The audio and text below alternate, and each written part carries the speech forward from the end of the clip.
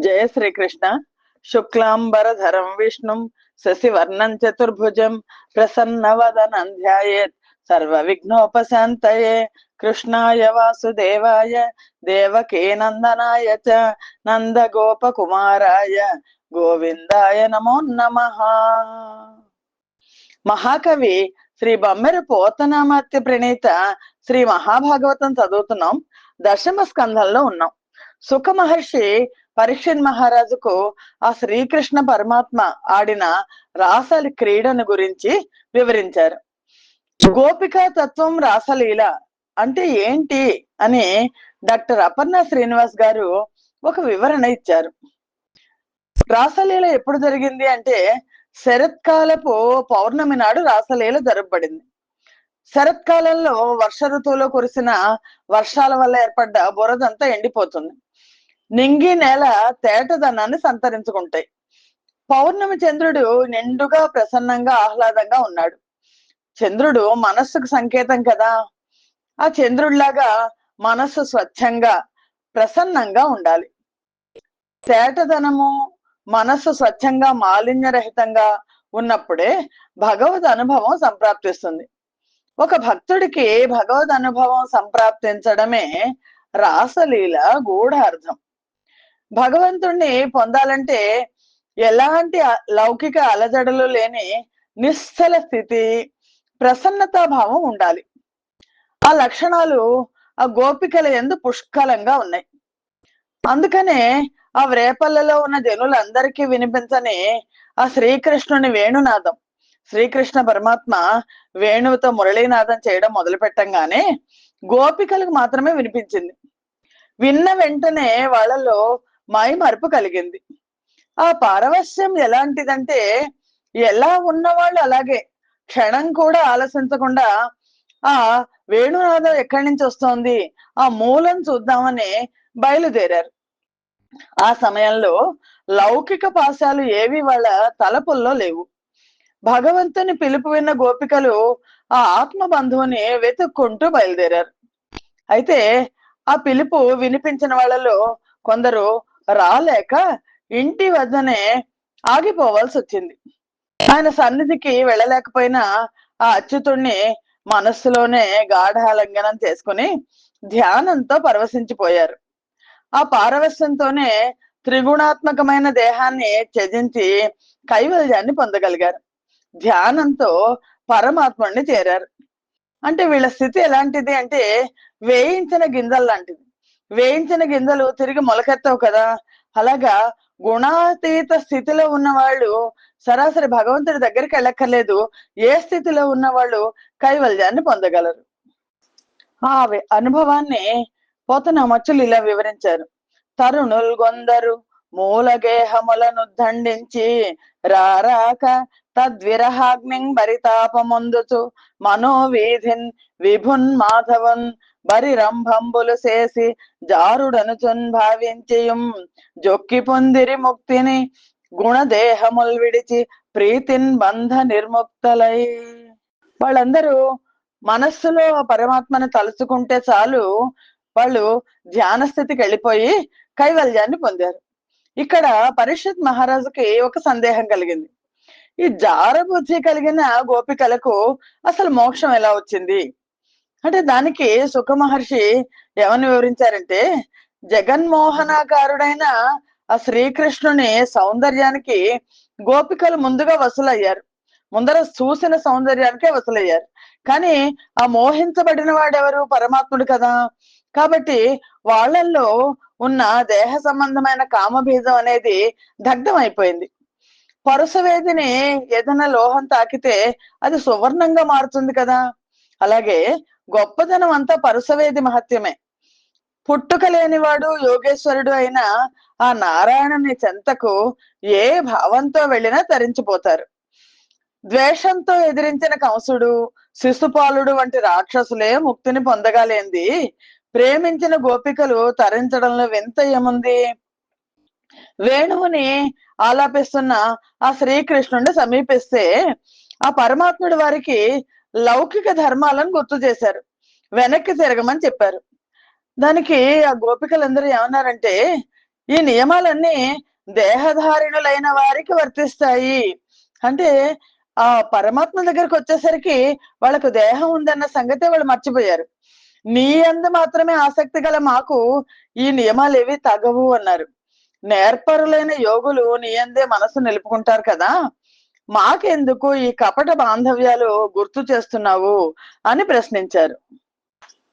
పతులున్ బిడ్డల బంధులన్ సతుల కొన్బాటించుటే ధర్మ పద్ధతి అవునంటివి, దేహధారిణుల ధర్మజ్ఞ చింతింపుమా పతి పుత్రాదిక నామమూర్తి వగుచున్ భాసిల్లు, నీయందు తత్పతి పుత్రాదిక వాంఛలన్ సలిపి సంభావించుట న్యాయమే.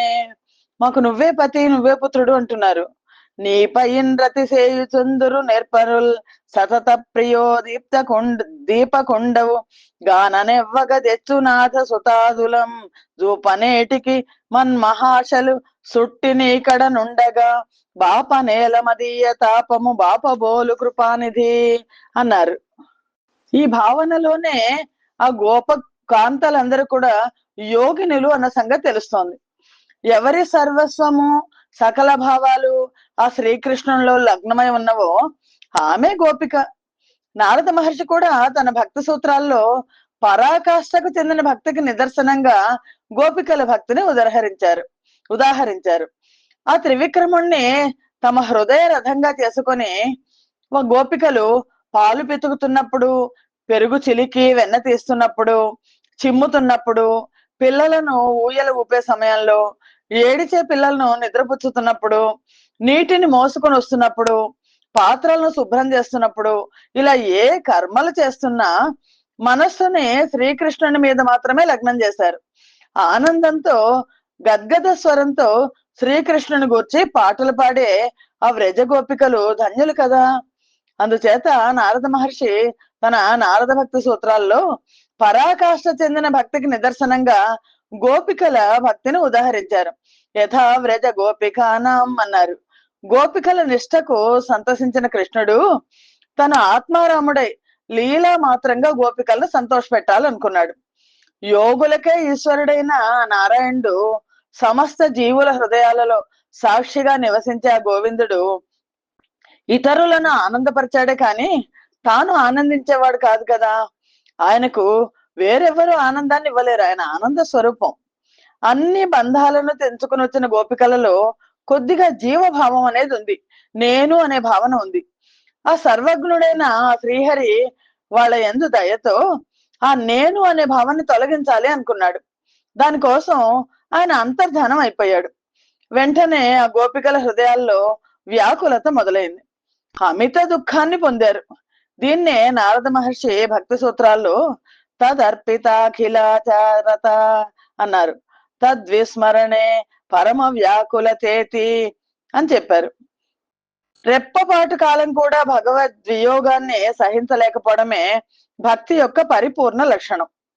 శ్రీకృష్ణుని యందు అనురక్తితో తీవ్ర వియోగంతో అతన్ని వెదుకుతున్నారు గోపికలు. ఆ వెదుకులాటలో అపరోక్షంగా ఆయన అనుభూతిని కూడా పొందసాగారు.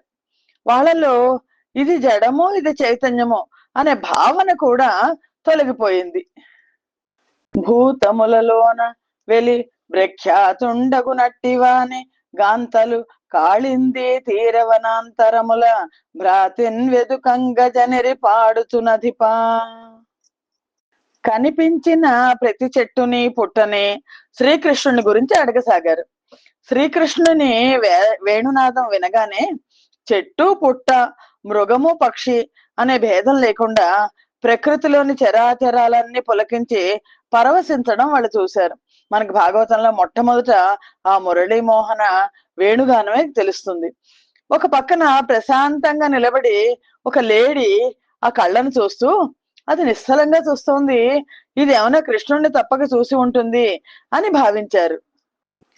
తరుణే కుచ కుంకుమయుత హరికంధర దామగంధ మడరెడు జుట్కుల్ హరిగనిన పగిది దనరెడి హరిణి హరిజాడ పుణ్యమయ్యడి జపుమా. ఓ హరిణి, ఆ శ్రీహరి ధరించిన కుంకుమ మిశ్రిత మొల్ల మొగ్గల వాసన వ్యాపించే విధంగా ఉన్న నీ వీక్షణాలు నువ్వు చూస్తుంటే మా కృష్ణుణ్ణి చూస్తున్నట్టే ఉంది. అతను పోయిన జాడి తెలియచెప్పి పుణ్యం కట్టుకో అని అడుగుతున్నారు. ఈ వెతుకులాటలో ఎంతో ఆర్ద్రత నిండుంది. ఆ అన్వేషణలో ఆ శ్రీకృష్ణుడు స్పృహ తప్ప ఇంకొకటి లేదు. అలా అన్వేషిస్తూ తాదాత్మ్య స్థితి నుంచి తదాకార వృత్తిలోకి మారిపోయారు. ఉపనిషత్తులు దీన్ని బ్రహ్మకార వృత్తి అని వివరించాయి.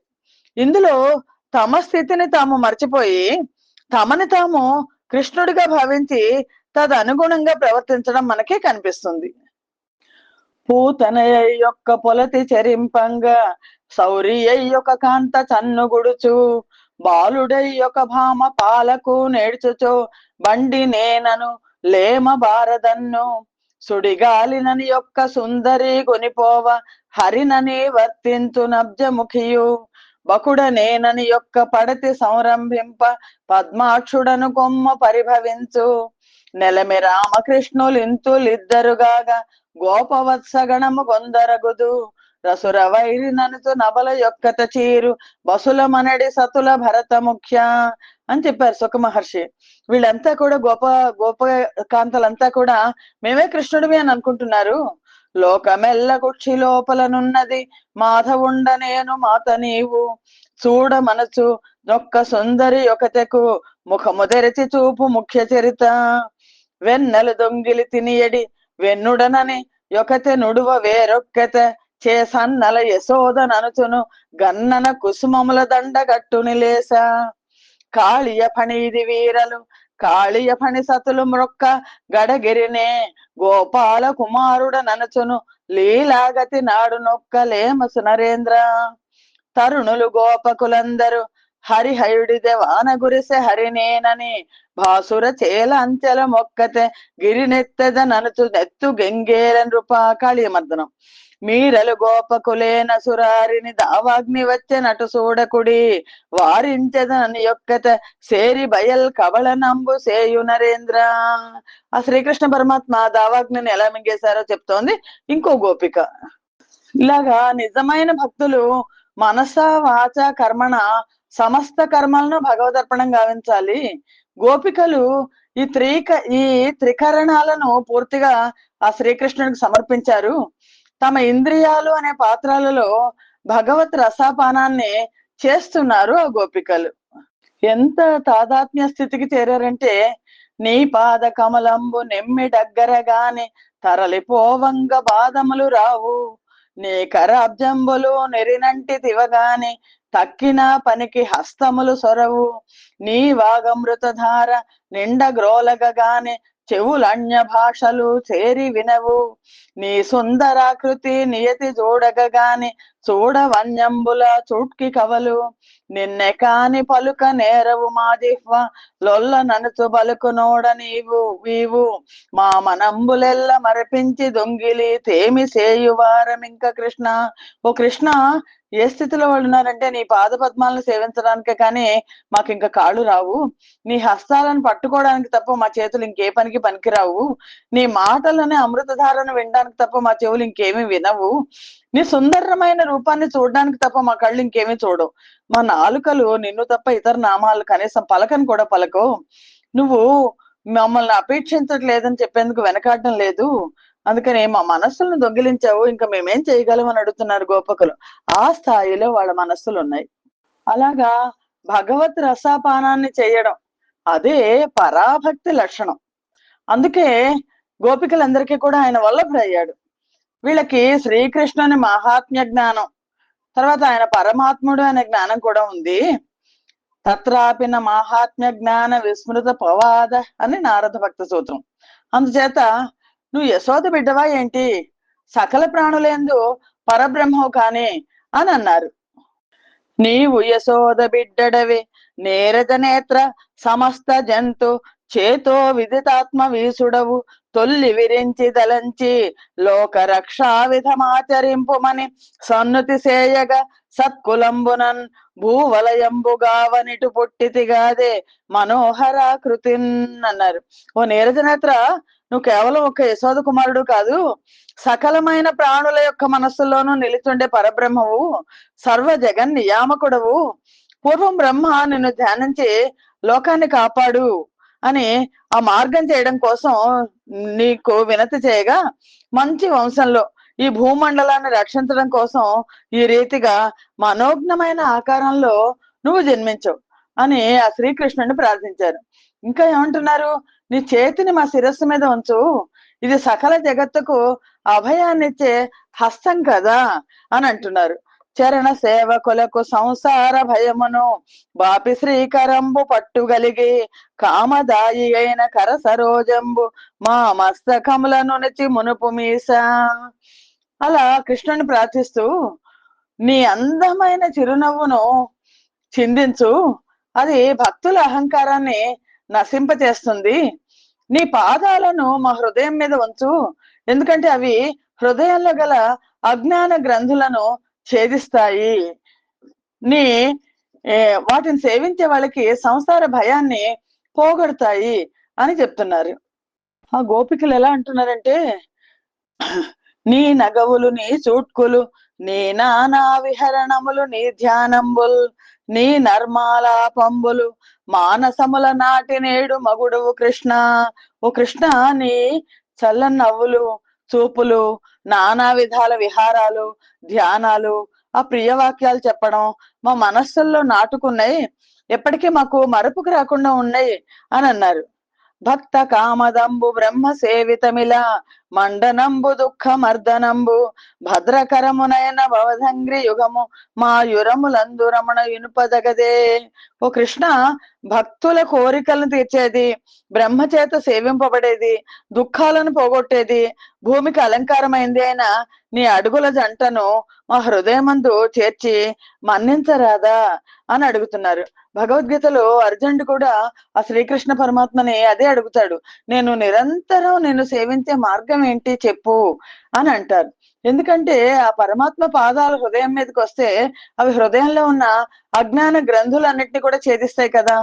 వాటిని ఆ పాదాలను సేవించే వాళ్ళకి సంసార భయాన్ని పోగొడతాయి కదా. నీ శుతిమెత్తని పాదాలను గరుకు గడ్డి మీద పరకల మీద ఎందుకు పెడతావు?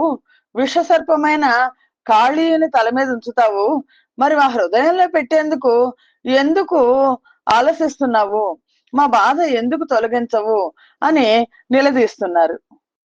గోవుల వెంట ద్రిమ్మరుచు గొల్చిన వారల పాప సంఘముల్ ద్రోవగజాలి శ్రీధనరి దుష్ట భుజంగ ఫణాలతాగ్ర సంభావితమైన నీ చరణ పద్మము చన్నుల మీద మోపి తద్భావజ పుష్పభల్ల భవబాధ హరింపు వరింపు మాధవ.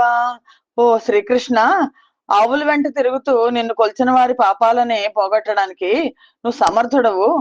కాళీయుడు అనే క్రూర సర్పం మీద పడగల మీద నువ్వు నీ గౌరవించబడిన పాదపద్మాలను ఎందుకు పెడతావు? మా స్థానాల మీద పెట్టు. మన్మధుని బాణాల మీద నుండి కలిగే తాపాన్ని హరించి మమ్మల్ని ఆదరించు అంటున్నారు. ఘోష భూమి వెడలి గోవుల మేపంగ నీరజాభమైన నీ పదములు కసవు శిలలు తాకి కడునొచ్చు నోయని కలగు మా మనములు కమలనయన. ఓ శ్రీకృష్ణ, నువ్వు మంద నుంచి ఆవులను తోలుకుని వెళ్ళిపోతే అడవికి మేపడానికి వెళ్ళినప్పుడు ఆ అడవిలోనే ఆ గడ్డి పుల్లలు రాళ్ళు సోకి తామరల్లాగా మృదువుగా ఉన్న నీ పాదాలు ఎంత నొచ్చుకుంటాయో అని మేము మా మనస్సుల్లో చాలా విచారపడుతుంటాము అన్నారు గోపికలు. ఆ గోపికలు ఏ స్థాయికి వెళ్ళారంటే, నువ్వు మాకు డబ్బులు ఇవ్వక్కర్లేదు, మేము నీకు వెల ఇవ్వని దాసీలము అని సంపూర్ణ శరణగతిని ప్రకటించారు. శారద కమలోదర రుచి చోరకమగు చూపు వలన సుందర మిమ్మంగోరి వెలయీని దాసుల ధీరత నొప్పించుటిది వధించుట గాదే. వందగాడ, శరత్కాలంలో వికసించిన తామర యొక్క కాంతిని అణచివేయనట్టి చల్లని చూపులతో మమ్మల్ని వలపించావు.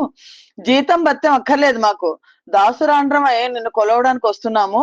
మా మీద కొంచెం కూడా జాలి లేకుండా ఇలా నొప్పించడం, వధించడమే అవుతుంది కదా! మాకేమీ జీతం అక్కర్లేదు అంటున్నారంటే, ఏ స్థాయికి వాళ్ళ భక్తి వెళ్ళిందంటే, మాకేమీ ఫలితం అక్కర్లేదు. మాకు కోరికలు లేవు. ఫలితాన్ని మేమసలు ఆశించడం లేదు. నీ భక్తి ఒక్కటే మాకు చాలు అని అంటున్నారు. అని మమ్మల్ని మేము సర్వస్వ శరణాగతి అని ప్రకటించారు వాళ్ళు. నీ కథామృతాన్ని ఋషులు గానం చేస్తారు. దాన్ని పానం చేసిన వాళ్ళకి సర్వము దానం ఇవ్వాలి అనే సంకల్పం కలుగుతుంది. అలాంటిది నీకు మాకు ప్రాణదానం చేయాలని ఎందుకు తోచడం లేదు అని వ్యాకులు పడుతున్నారు.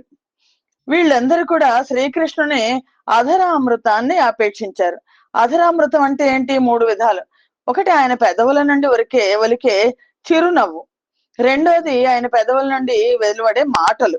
అవి పండితుల్ని సంతోషింపజేయగలను. మూడోది ఆయన పెదవులు ఆలపించే వేణుగాన సుధారసం. ఆ వేణువు నుండి వెలువడే రాగాలు ఇతర రాగాలను, కోరికలను అన్నిటినీ కూడా నశింపచేస్తాయి కదా! ఓ శ్రీకృష్ణ, నీ పలుకులు వినకపోతే మాకసలు రోజు గడవదు అని అంటున్నారు.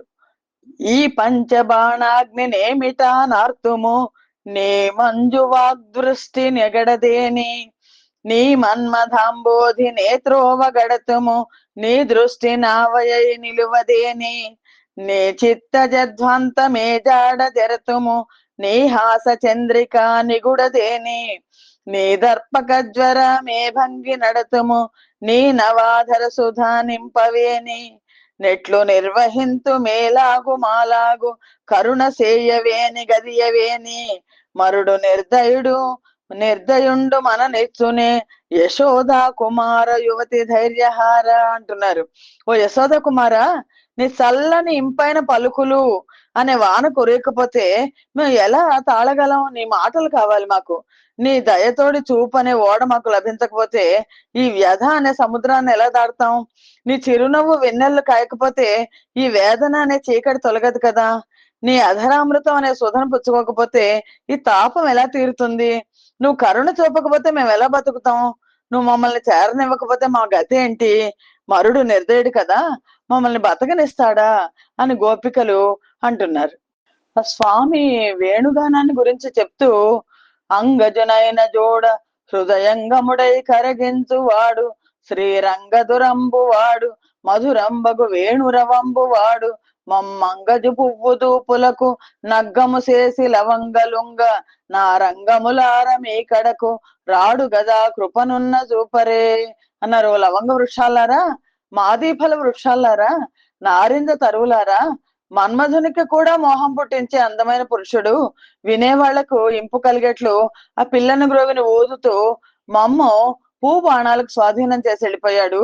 వాడేమన్నా మీ దగ్గరకు వచ్చి దాగిలేడు కదా, ఉంటే మాకు దయతో చూపించండి అంటున్నారు. ఆ వేణుగానానికి మురిసిపోతాము అని చెప్తున్నారు. ఆ శ్రీకృష్ణుని మాటలు, అధరామృతంలో మాటలు ముఖ్యమైనవి కదా, అవి పండితులను కూడా మోహింప చేస్తాయి అని చెప్తూ, బుధరంజనయును సూక్తయు మధురయునగు నీదు వాణి మరగించెను, నీ అధరామృత సంసేవన విధి నంగజ తాపమెల్ల విడిపింపగదే.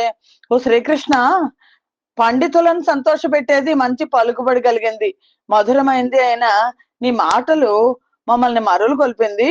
కాబట్టి నీ అధరామృతాన్ని సేవింపజేసి మా కలిగిన తాపాన్ని పోగొట్టవయ్యా అని అంటున్నారు గోపికలు.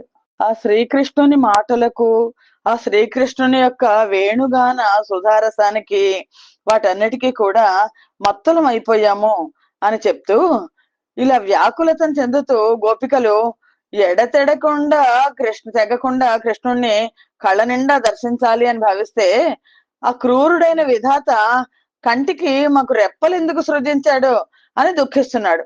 ప్రాణాలంతా ఆ పరమాత్మని మీదే నిలిపుంచిన గోపికల ముందు మన్మధునికి మన్మధుడైన శ్రీహరి సాక్షాత్కరించాడు కదా. ఓ శ్రీకృష్ణ, నిన్ను చూడాలంటే మాకు కను రెప్పలు అడ్డొస్తున్నాయి అంటున్నారు. నీ వడవింబవల్దిరుగా నీ కుటిలాలక లాలితాస్య మిథ్యా విధి చూడకున్న నిమిషంబులు మాకు యుగంబులైచను, గావున రాత్రులైన నిన్ను గన్నులను ఎప్పుడు చూడకుండా లక్ష్మీవర రెప్పలడ్డముగా చేసనిదేల విధాత క్రూరుడై అని. ఓ కృష్ణ, నిన్ను పగటి వేళ అడవిలో సంచరించడానికి ఆవులను తోలుకుని వెళ్ళిపోతావు. నుదుటి మీద అస్తవ్యస్తంగా ఉన్న ముంగుర్లతో అందంగా ఉండే నీ ముద్దు ముఖాన్ని తనివి తీరా చూడడం మాకు కుదరదు. నువ్వు అడవికి వెళ్ళిపోతావు. మాకు క్షణాలు యుగాలుగా గడుస్తుంటాయి. పోనీ రాత్రి వేళ నిన్ను చూద్దాం అనుకుంటే ఈ క్రూరుడైన బ్రహ్మ కళ్ళకి రెప్పలను అడ్డంగా సృష్టించాడు కదా, నిద్ర వస్తుంది కదా. అయ్యో, మా కర్మ ఏం చెప్పమో అని అనుకుంటున్నారు గోపికలు. ఆ ప్రాణాలన్నీ పరమాత్మని యందు నిలిపించిన గోపికల ముందు శ్రీకరి సాక్షాత్కరించారు. ఆ గోపికలు శుద్ధ జీవులు కదా, బాహ్యాలైన విషయాలను వదిలిపెట్టి భగవంతుని మీదకి వైపు పరిగెత్తారు. ఇంద్రియాలతో హృషికాలతో హృషికేశ్వరుని పూజించడం అంటే ఇంద్రియాలతో ఇంద్రియాధీశ్వరుణ్ణి కైంకర్యం చేయడమే భక్తి అవుతుంది. ఈ భక్తి గోపికల భక్తి. గో అంటే ఇంద్రియాలు, పా అంటే పానం చేయడం అని అర్థం ఉంది. గో అంటే ఇంద్రియాలతో, ప్రతి ఇంద్రియంతో ఆ ఇంద్రియాధీశ్వరుని ప్రేమను, ప్రేమరసాన్ని పానం చేసేవాళ్ళు గోపికలు. అందుచేత ఈ రాసలీల అంటే ఏంటి అంటే అది ప్రేమలీల. గోపికలంటే స్త్రీలని, కృష్ణుడు అంటే పురుషుడనే కాదు. భక్తి భాషలో మొత్తం భక్తులందరూ కూడా స్త్రీలే. పురుషుడు ఒక్కడే ఉన్నాడు, అది పరమాత్మ. అలా ప్రత్యక్షమైన ఆ శ్రీకృష్ణుణ్ణి చూడంగానే తాపాలన్నీ నశించాయి వాళ్ళకి. పరబ్రహ్మ సందర్శనం చేత సంసార బంధాన్ని తొలగించుకున్న మహాయోగుల్లాగా పరమోత్సవం చేసుకున్నారు. వాళ్ళతో కృష్ణుడు సర్వజ్ఞ సర్వస్వతంత్రాది శక్తులతో కూడిన పరబ్రహ్మలాగా ప్రకాశించాడు. ఆ తర్వాత రాసక్రీడ ఆరంభమైంది. ఆ రాసక్రీడ ప్రారంభం అవడానికి ఆ గోపికలందరూ కూడా ఎలా ఉన్నారంటే ఆ కృష్ణుణ్ణే చూస్తున్నారు. అప్పుడు హరి సూరు చిరలలితాకృతి ధరుణులు గని ముక్త విరహ తాపజ్వరలై పరమోత్సవంబు సలిపిరి పరమేశ్వరు గనిన ముక్త బంధుల భంగిన్. గోపస్త్రీలందరూ ఆ కృష్ణుని అందమైన మోహనాకారాన్ని చూడగానే విరహతాపం పోయింది. పరబ్రహ్మ సందర్శనం చేత సంసార బంధాన్ని తొలగించుకున్న మహాయోగులలాగా పరమోత్సవం చేసుకున్నట్ట. అప్పుడు ఆ శ్రీకృష్ణ పరమాత్మ ఎలా ఉన్నాడు? అంతన కాంతుండు గాంతాజన పరిక్రాంతుండై వన అంతరంబున శక్తి నికర సంయుక్తుండైన పరమ పురుషుడు బోలే వారలందొట్టుకొని మందార కుంద కుసుమ పరిమళ మిళిత పవమాన మానిత మధుకర నికర జుంకార సుకుమారంబును శరత్కాల చంద్రకిరణ సందోహ సందళితాంధకారంబును యమునా తరంగ సంగత కోమల వాలుకా స్ఫారంబునునై అమలినంబైన ఉలినంబు ప్రవేశించే వారును జ్ఞానకాండంబున నీశ్వరుంగని విరహ వేదనలు విడిచి పరిపూర్ణ మనోరథలైరి. ఆ శ్రీకృష్ణుడు గోపికా స్త్రీలు తను చుట్టుకుని వస్తే అడవి మధ్యంలో సర్వజ్ఞ సర్వస్వతంత్రాది శక్తులతో ఉన్న పరబ్రహ్మలాగా ఉన్నాడు.